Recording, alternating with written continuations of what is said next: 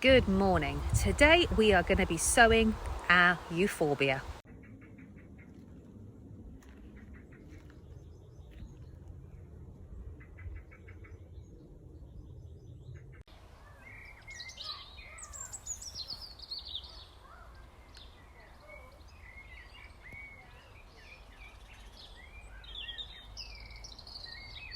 So here we've got our seed.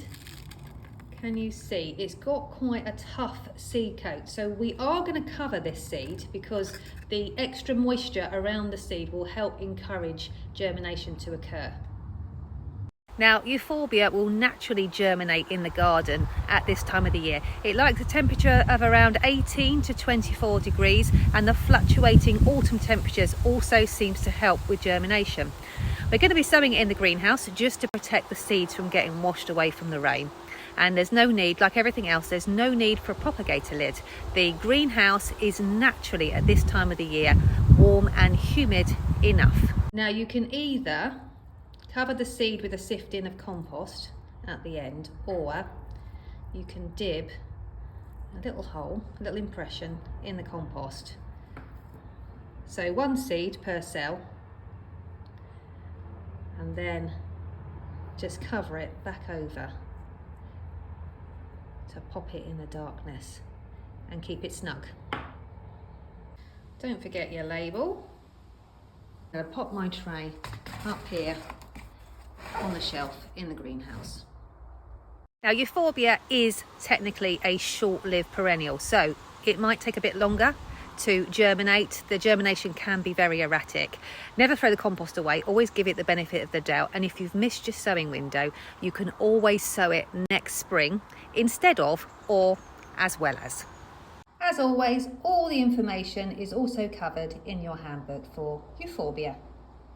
As soon as you cut your euphorbia, can you see it starts bleeding this milky sap? So I find it's best to cut the stems to the length that you want them to be straight away, because every time you recut the stems you could start the bleeding again, and then give them their own water to condition in so that the stems callus over. And then once that happens, once they're conditioned overnight, then they are absolutely fine, just like daffodils. They'd be absolutely fine to arrange with other flowers.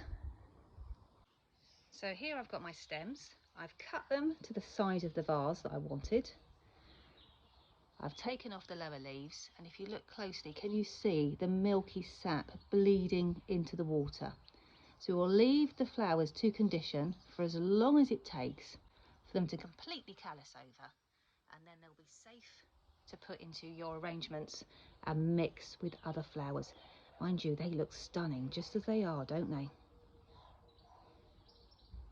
Next, I'm adding the euphorbia, which is nicely calloused over, and I'm making sure that their stems are all at slightly different heights, so it looks really natural. What you might like to see how I'm getting on.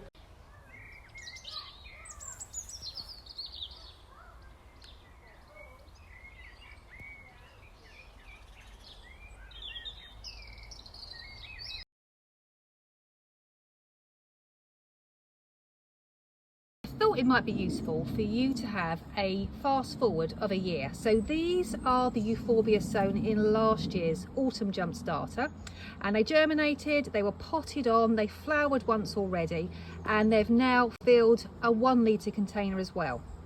Now you can either plant your euphorbia out in the garden. If you're in a very cold location, if you're in Scotland for example, I'd probably pot them on anyway, but I'm going to have to pot mine on because look, I haven't got a square inch free in my garden. It's still full of dahlias, looking absolutely beautiful, so they can continue growing. I have potted them on into 2 litre containers, look at those, and then I will decide where they're going to go next spring.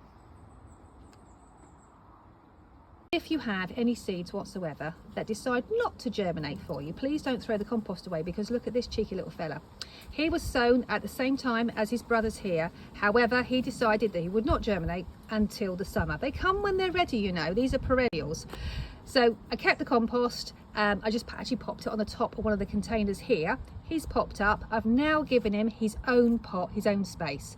So sometimes they can be slow and erratic, but he's here now.